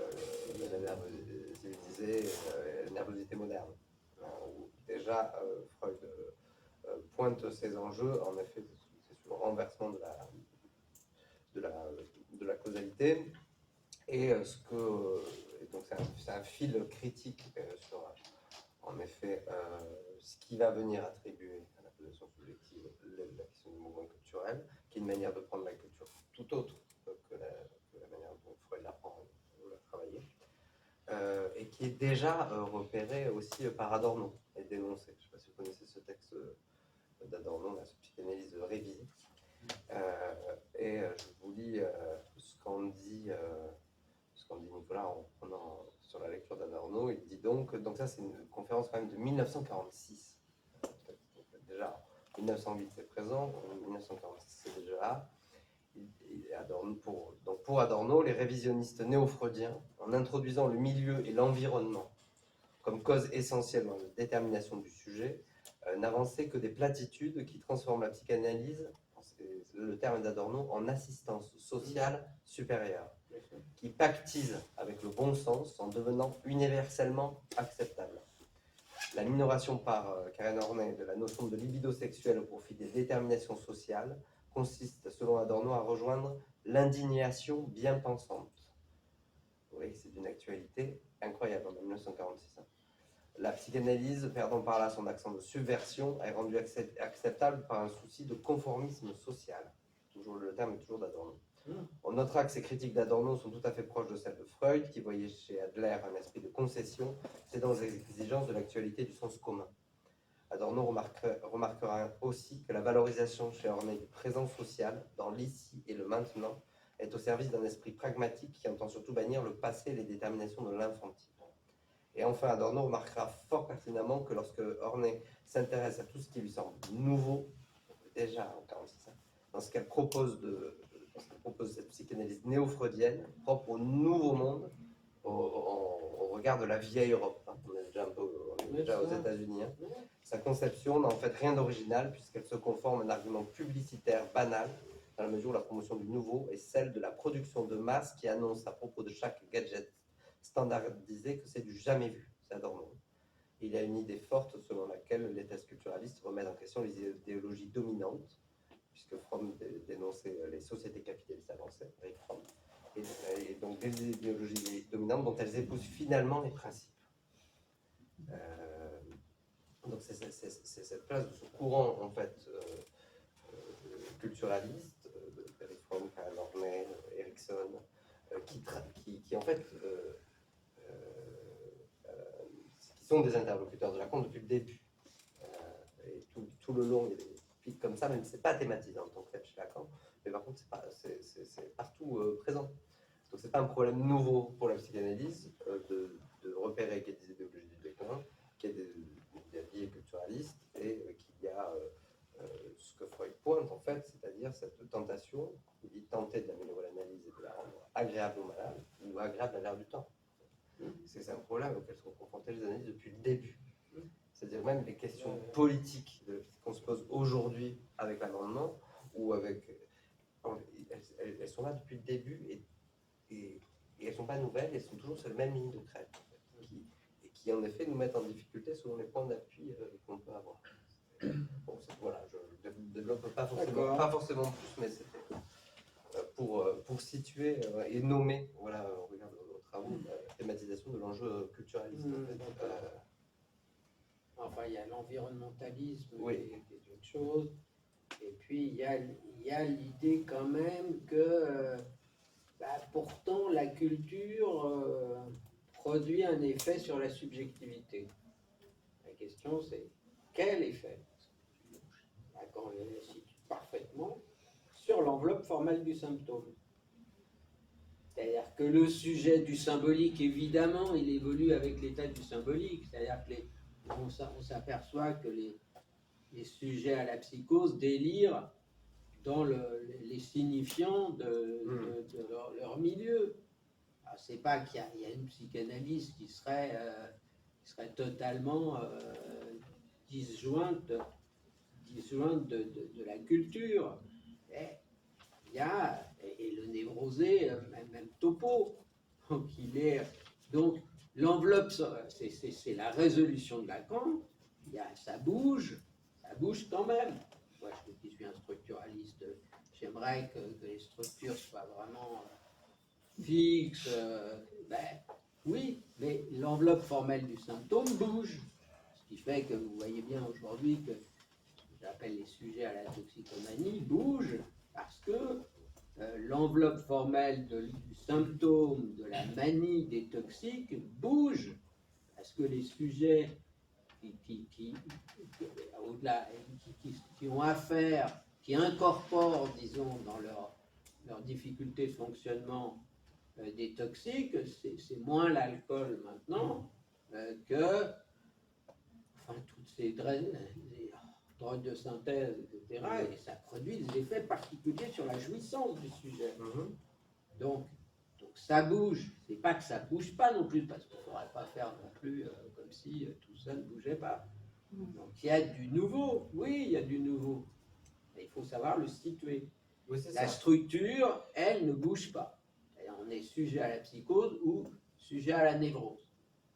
Après, est-ce qu'on est sujet à la masculinité ou à la féminité de manière aussi drastique, je ne sais pas.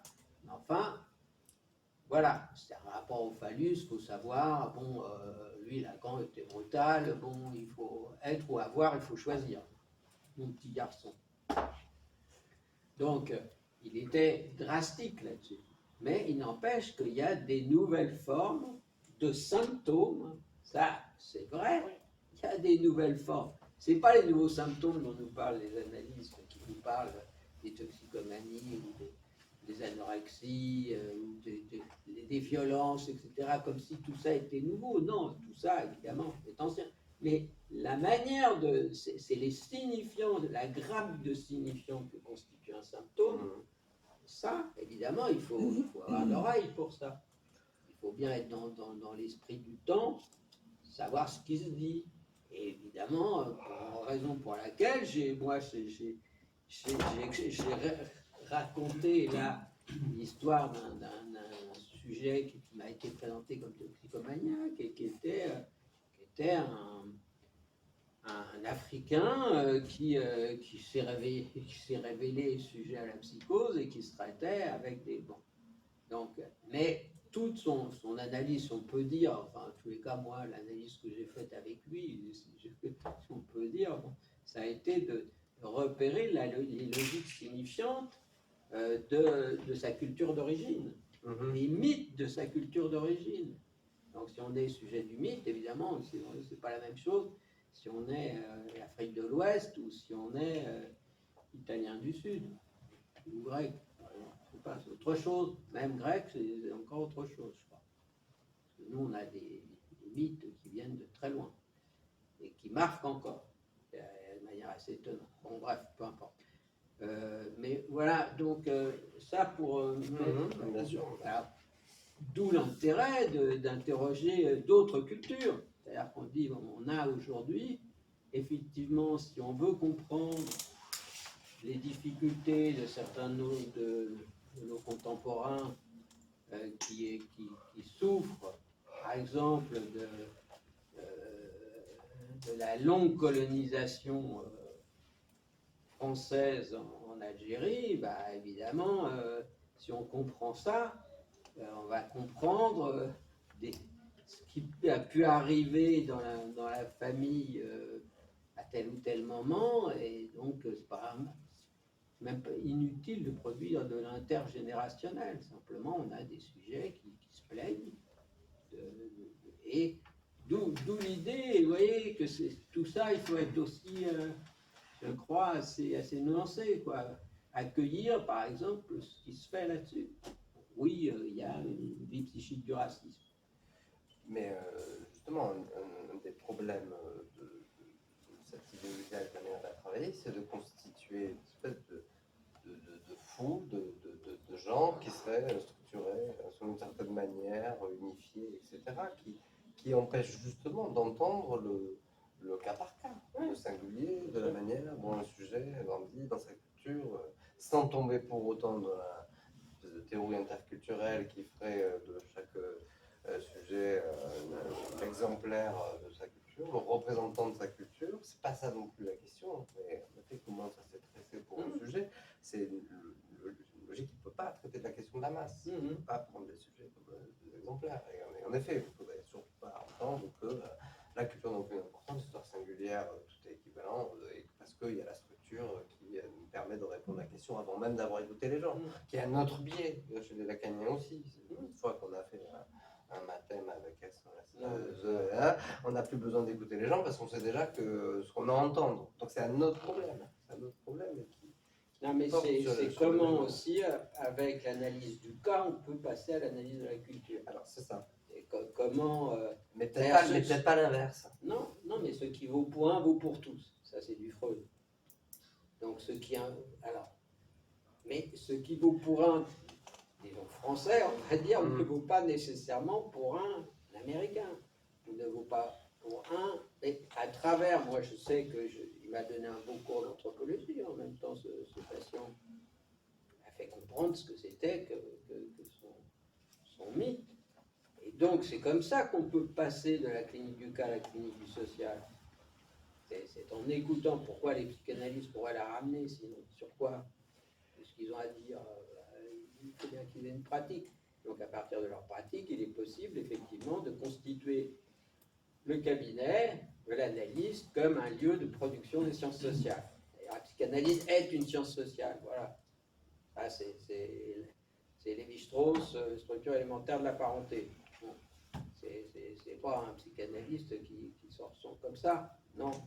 C'est le pape, le pape de l'anthropologie quand même. Bon. évidemment, il sait de quoi il parle.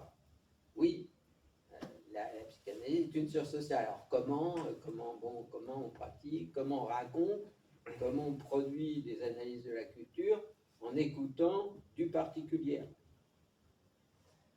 Je ne sais pas s'il est trop tard pour lancer cette discussion-là, mais vous avancez très méthodologiquement chez Lacan, jusqu'à un certain point. Mais il y a un point qui concerne tout à fait cette discussion et qui est peut-être le point de Lacan d'après, c'est la question Lacan et Marx. Oui. Et oui. Parce que c'est aussi la question des conditions sociales, économiques, matérielles de vie des individus qu'on reçoit. Chaque individu est un prolétaire, dans la troisième, qui, à mon avis, qui sont des questions absolument à traiter et qui ne tombent pas tout à fait dans les coordonnées de ce dont on a dévoilé maintenant, ni dans celle-ci. Comme je l'ai dialogué, vous n'avez pas encore étudié ce bouquin-là, parce que c'est dans la suite, sur la lecture chronologique de Lacan. Je voulais savoir. Non, je ne voulais pas attendre. Non, je voulais vous amener là-dessus.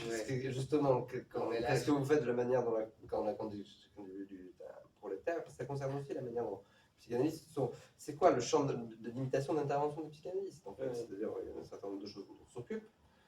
Si quelqu'un vient nous parler de son plus de jouer, dans laquelle on a des lectures, dans une autre à l'autre, plus de jouer, la plus-value, où c'est l'économie, on est au plus près de l'économie pulsionnelle. Donc on peut le traiter pour un. C'est pour le sujet. C'est pour le sujet. Mais collectivement, je ne suis pas sûr que les analystes aient grand-chose à dire oui, à faire, on ne traite pas les masses. Il y a différents. Je crois que je ne vais pas développer maintenant parce que ça nous met. Oui, ça arrive un peu tard. Donc, mais est-ce qu'il y a des questions dans la salle là maintenant à partir de tout ça? Qu'est-ce que vous pensez de tout ça? Donc, on a retenu quoi? La nécessité à ce que des analystes s'engagent dans la critique des théories, ou des simili-théories, ou des points de vue, disons, au fond, d'autres analystes qui, bon, ça c'est un point essentiel. De la lecture. Oui, de la lecture. Donc lire, il est obligatoire de lire. Quand on est psychanalyste, il est obligatoire de lire. Voilà, c'est simple. Et il est inadmissible de ne pas lire. Et de ne pas lire les ouvrages produits d'abord par les psychanalystes. Mais aussi beaucoup d'autres choses, parce qu'en lisant les bouquins de psychanalyse, vous allez tomber sur tous quand il y a des notes, ce qui n'était pas le cas de Lacan. Mais enfin, disons, c'est vraiment, vous tombez sur des bibliothèques à chaque fois. Il n'y a pas tellement d'analystes qui ont écrit beaucoup de livres. Bon, là, c'est peu, il y en a. Mais évidemment, si on prend, je ne sais pas, il y a combien d'analystes? Il y en a des tonnes aujourd'hui des analystes. Enfin, il y a énormément d'analystes. Si on prend les livres des analystes qui ont écrit des ouvrages, déjà ça résorbe. Mais là, c'est à eux quand même. Il y a quelque chose d'une nécessité de lire pour les autres analystes, de lire et critiquer. Voilà, ça, c'est la position critique, d'abord très important. Surtout, c'est la critique. C'est pas seulement de dire ah, j'ai lu machin, c'est vachement bien, formidable, très bien, je dors, je continue à dormir. Non, c'est la question de la critique qui est importante. C'est la question du réveil. Oui, chez Lacan. Et chez les analystes. Bon, voilà. Donc, voilà. Donc, vous êtes obligé de lire. Alors, je vais vendre mes livres, évidemment, à la fin. Non, mais on est tous, voilà. Et moi, j'ai toujours trouvé aussi une très bonne orientation, que j'ai repérée depuis le début de cette phrase, cet axiome de Lacan. Lire, c'est comme faire une analyse. Alors, je ne dis pas, lire, c'est faire une analyse. C'est comme faire une analyse. Et c'est surtout un ouvrage d'analyste. Donc c'est pour ça que lui, lire Lacan, moi j'ai pris ça au sérieux. Quoi. Je veux dire, bon, c'est vrai que on peut lire tout autrement que comme ça. Oui, on peut lire autrement. Ben moi, oui. je trouve que c'est une bonne idée de Lacan, ça. Il n'a pas toujours de bonnes idées, mais celle-là, elle est bonne, je trouve. Il faut une méthode de lecture pour que ce soit possible ainsi. Oui, mais c'est... ça, c'est des choses d'abord, ce qui est concrètes qu'on peut faire. exigible, c'est qu'on écrive sa lecture, qu'on rende compte de sa lecture. Pas seulement la lecture des formations de l'inconscient des analysants, c'est une lecture. Et là arrive toute la problématique de la lettre que je ne vais pas développer non plus aujourd'hui parce que ça sera encore trop long. Mais toute la problématique de la lettre dans la constitution même du sujet. Alors ça, c'est encore autre chose. L'écriture, la lecture, bon bref, on fera ça une autre fois. Je commencerai peut-être d'ailleurs avec ça la journée. Mais bon, bref, voilà. Bon, alors, est-ce que vous avez des questions sur tout ça? Donc, je crois qu'on peut être d'accord sur cette mission que donne Lacan, parce qu'on pourrait dire, non mais attends, de quoi tu te mêles, etc. Pour qui il se prend pour Lacan. Enfin, bon. Mais il y a voilà, il fait confiance, quoi. Comme disait Lacan, il y en a, Freud et Marx, c'est ceux à qui on peut faire confiance parce qu'eux ne déconnent pas. C'est ça. Je crois qu'on peut rajouter Lacan quand même en troisième place. Oui, mais ça, par exemple, ceux qui viendraient dire le déclin du père vont dire on faisait confiance à Lacan, celui de 38. Oui, mais bon, oui, mais il faut savoir oui, qu'après 38, ça, il y a 39, il y a 53, etc. C'est important, c'est important. Oui, Parce que on fait dire aussi tout un tas de trucs avec des choses que Lacan dit plus tard. oui, mais on peut avoir des débats fraternels entre analystes sur des critiques de textes. Absolument. Mais c'est nécessaire, et pour ça, c'est nécessaire de lire les autres. Et de faire venir les autres dans les journées. C'est pour ça que moi, je me suis, en particulier cette année, on s'est orienté vers et dans le séminaire aussi, après tout, à inviter des personnes qui ne sont pas du cercle. Tout ça est nécessaire, indispensable. Absolument. Sinon, on répète et on... Bon. Oui, c'est pas fait de hasard que ce soit ici ou que ce soit dans la revue S1 qui traite de la question justement de l'essaimage, de la dispersion des analyses, que ce débat ait lieu. Ouais. C'est d'emblée tourné vers cette question. Et donc c'est des lieux aussi là, de parole, de séminaires, de publications. Le lieu, c'est plus le séminaire de Lacan.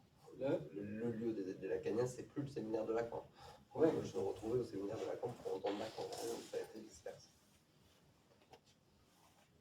Alors, des questions, oui. Oui, puisque vous parlez d'épistémologie, en vous écoutant, et puis déjà avant un peu en travaillant ces questions-là, je suis tentée d'appréhender ces théories du déclin, ces théories déclinistes, comme un prolongement oui, des théories de la dégénérescence, d'autant plus que Durkheim, il sévit quand même dans des décennies où elles sont particulièrement imprégnant tout le champ des sciences humaines, au minimum en France, au minimum en France, mais en Europe sûrement partout. Et je me demandais si c'était un rapprochement que vous aviez essayé de faire, que vous aviez examiné. Moi, pas du tout. Franchement, c'est une bonne idée, je trouve, mais elle ne m'a pas traversé l'esprit, vous voyez. Parce que dans la théorie de la dégénérescence, il y a quand même l'idée d'une espèce d'unité à partir de la Genèse, d'unité comme ça, de version de l'humanité pure qui connaît des voies dégénératives voilà, qui dégénèrent. Ce qui, à mon avis, peut... Non, mais vous n'avez pas tort. Hein. Je n'ai jamais...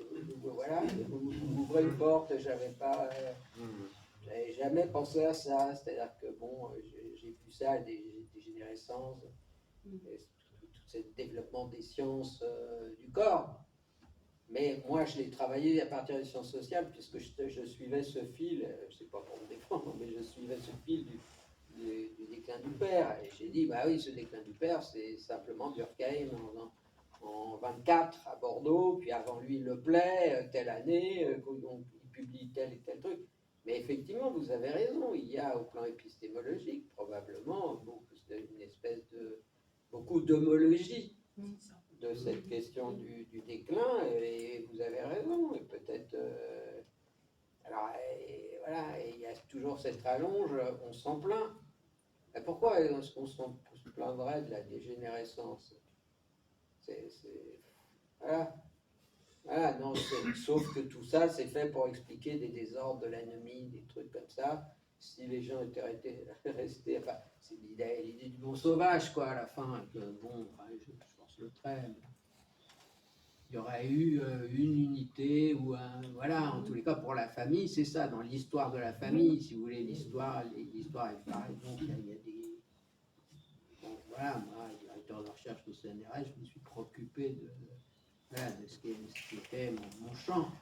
Donc, mais vous avez raison, on va faire sûrement une recherche sur les autres déclins.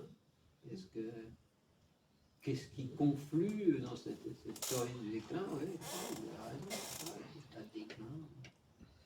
Qui fait croire que c'était mieux avant. Oui. Sous des modes de joueurs dégénérés par rapport à la jouissance promise des non obtenus. Parce que c'est tentant de considérer qu'il y a aujourd'hui, enfin, il y a probablement des théories de la dégénérescence jusqu'à aujourd'hui. C'est tentant de considérer que. Vous faites quoi, vous? Moi, je suis psychanalyste. Oui, non, sûrement, mais à part ça, vous êtes de quelle formation, je veux dire? J'ai une formation de psychologue à Paris 7. D'accord, alors voilà, très bien. C'est l'histoire de la psychiatrie, hein, les théories de la dégénérescence. Oui, bah, bien sûr, c'est ça. Oui, tout à fait. Non, mais c'est vrai, vous avez raison. Il y a des liens en philosophie avec Spengler dans les années 20, justement. Ouais. Le déclin de l'Occident, Oui. qui rejoint les thèses. Ah oui, oui, Spengler, c'est absolument la théorie du déclin de l'Occident, qui est repris aujourd'hui par Trump. Sans le savoir, parce qu'évidemment, il n'a jamais ouvert un livre. Enfin, peut-être que si, après tout. Mais bon, c'est vrai qu'il y a des. Moi, j'avais cité Spengler, justement, dans mes ouvrages. Enfin, faut voir aussi d'où la psychiatrie. J'insiste un peu, mais il faut voir que la psychanalyse vient quand même, lacanienne vient d'un Lacan proche de l'extrême droite. Et qui tient avec beaucoup de. Pour ça que moi j'adore par exemple le suivre pour les grands textes de la droite catholique française, par exemple Claudel, magnifique. Bon, c'est pourtant. Il y avait dans ces années 30, hein, les 38, c'est ça, il y avait les intellectuels français étaient plutôt des intellectuels de droite, avec une plume. Même Maurras écrit bien, quoi. Je sais pas, qui lit encore Maurras, quoi, par moi. Je veux dire, bon, c'est vrai qu'il écrit très bien. Donc, Claudel, c'est formidable. Alors, pensez que Lacan a suivi ça. Léon Bloy, exactement, la femme pauvre. Il faut comprendre que Lacan était formé là-dedans, non seulement dans le début des sciences sociales, mais aussi dans toute cette littérature de droite et d'extrême droite. Et parce que les intellectuels de l'époque étaient de droite et extrême droite. Alors, il y en avait d'autres, mais qui étaient. C'est pas comme après 45, ça s'est développé. Bon, tout à fait, il y a les intellectuels de droite, ça n'existait plus, puis maintenant ça revient. Enfin, donc, il y a tout un mouvement du champ intellectuel. Pas sûr qu'il y reste, non? De quoi? Alexandre. Quand tu reprends, il travaille très sérieusement, Marx. Ah non, mais Lacan, bien sûr, il sort. Déprend, et ça, c'est sa grandeur, c'est ce que je toujours dis. Oui, Lacan, on est obligé de se dire que Il voilà, sait se il est séparer allé de aux ce qu'il Jeux a Olympiques, oui, quand même, aux Jeux Olympiques en Allemagne, et bon, voilà, bon, tout ça, après tout, voilà, c'est un intellectuel, oui, de son temps, c'est un médecin aussi, c'est quand même, il est rentré par la psychose, hein, quand même, dans le champ Lacan, voilà, c'est comme ça qu'il rentre. Il rentre avec la psychose, il va à Marienbad, voilà, il file le stade du miroir qu'il a piqué à Vallon. Ouais, il y a tout un bricolage de départ qui est très intéressant. Hein. Le premier Lacan et Dans le transfert de Lacan, par exemple, à Maurras, ce n'est pas nécessairement des idées que Lacan va venir chercher, ça peut être un style, on ne sait pas. Comme on va voir un analyste ou quiconque, ça peut être un style, pas forcément des idées qu'on vient chercher. Donc, non, mais à partir de là, on ne sait pas. Il était en lien aussi avec Dali, etc. Donc, il est surréaliste. Bon. C'est compliqué. C'est compliqué, mais il ne faut pas mettre de côté, enfin, en tous les cas pour ce qui concerne ça, bon, parce qu'il faut être très précis, si on veut que le père regarde, Ouais, précis. il métisse le transfert, quoi. Il y a quand même l'adresse, c'est pas mal. Freud, C'est le travail. Freud, Lévi-Strauss-Marx, ça lui fait faire des choses, ça le fait bouger, ça lui fait introduire des écarts en permanence. Ça nous fait penser à la question justement du mouvement aussi des symptômes, enfin, les symptômes qui changent.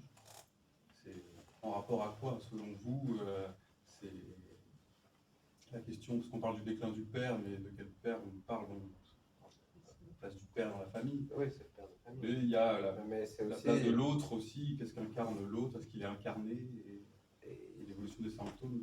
Une société qui vit un peu entre elles en autarcie, je ne sais pas, en Amazonie, est-ce qu'il va y avoir une évolution comme ça des mythes, des éventuels symptômes Ce qui à la faveur des rencontres au cas par cas, oui. Enfin, le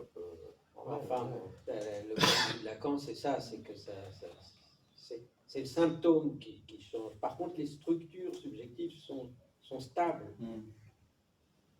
Voilà, je pense que ça donne des bonnes boussoles qui ne ferment pas, qui laissent les structures en état. C'est pour ça que j'ai nommé Lacan la structure.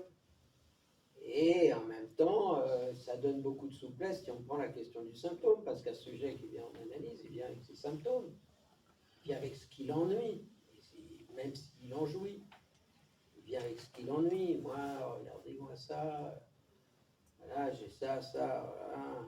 Bon. Oui, je peux faire quelque chose, je peux faire quelque chose, je peux être là, par exemple, toutes les semaines, 2 ou 3 fois, on verra. Voilà, donc mais ça change. Les symptômes changent. Les symptômes d'aujourd'hui.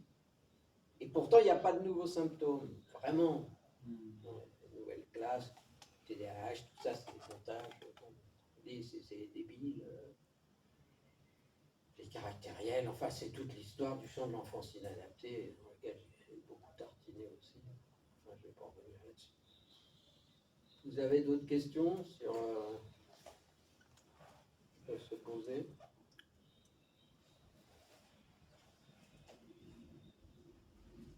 Je ne savais pas, m'adressant à vous, si vous aviez une idée de cette théorie-là. Alors, évidemment, quand même. Mais si ça avait été récent. D'ailleurs, je peux vous dire que ce livre, Le symptôme et l'esprit du temps, qui est peut-être un de mes ouvrages préférés, c'est celui qui s'est vendu le moins. On me dit toujours, ah mais les gens adorent les cas, etc. Ça, c'est un bouquin de cas, avec vraiment la clinique du cas, et qui montre comment on passe de clinique du cas à clinique de la culture. C'est celui qui s'est le moins vendu. Est-ce que l'autre, là, du père mort au déclin du père, alors lui... Parce que oui, il s'est vendu sur un malentendu. Et celui-ci, il ne s'est pas vendu parce que c'était bien entendu. C'est-à-dire que là, il n'y avait pas de cas publicitaire. Ouais, non. Puisque c'est pas obscène, Non. ça laisse pas penser qu'on raconte une nouvelle histoire. On est en train de raconter que le cas est freudien, que c'est pas un objet commercial. Alors que c'est quand même formidable, parce que très concrètement, il y a des collections en entier chez RES qui se vendent avec cet axiome et qui sont la déclinaison par d'auteurs multiples et différents des mêmes axiomes, avec des titres similaires, vous allez voir. Oui, Humus, la collection Humus. Il y a très peu de variations d'un livre à l'autre. Oui. Donc c'est aussi... Non, mais ce que les Anglais exigent toujours une étude de cas pour publier quelque chose. Je me suis dit, tiens, allez, faisons pareil, on va voir. Les Français, c'est bizarre, j'ai trouvé ça bizarre, mais tant pis. Dans une deuxième vie, peut-être. Par contre, ils vont partir en Amérique latine. En Amérique latine, d'ailleurs, tous mes bouquins se vendent encore mieux en Amérique latine. Et est-ce qu'ils sont, discutés, les ouvrages? ouvrages Ah par oui. mais oui, alors, Lesquels? ils sont non, mais ceux-là et Lacan presque queer par ceux qui sont dénoncés. C'est-à-dire qu'ils soient discutés par ceux qui sont d'accord, moi par exemple. Ouais. C'est Ouais. une chose. Mais est-ce qu'ils sont discutés par ceux qui tiennent quelque chose Il n'y a pas eu de débat, de notes critiques Mais qui viennent dire, non, mais qui viennent démonter le démontage. non, mais Non, parce que l'essentiel, c'est- savent bien que pas de vague, il y a le côté pas de vague. Et puis, vous imaginez que Preciado. Alors, quelqu'un, c'est vous qui m'avez dit qui se forçait à lire Des livres de Lacan, pour le moins, ouais. des livres. Non, mais des livres de Lacan, il les lit mal, ça c'est sûr. Mais enfin, il lisait des livres qu'il détestait. C'est ce que En vous tout cas, avez il dit. disait que lui faisait cet exercice important Voilà. de lire des livres qu'il détestait. Ouais. Voilà. Donc, comme je lui ai envoyé, je pensais qu'il l'a lu. Ça m'est égal, au fond, qu'il l'ait lu, qu'il ne l'ait pas lu. J'attends rien de Preciado. Non, Mais- c'est plutôt des analystes Oui. lacanien. Voilà. Une question de porter là-dessus. J'adresse ça plutôt aux psychanalystes et au champ LGBT de manière plus large. Bon, très bien.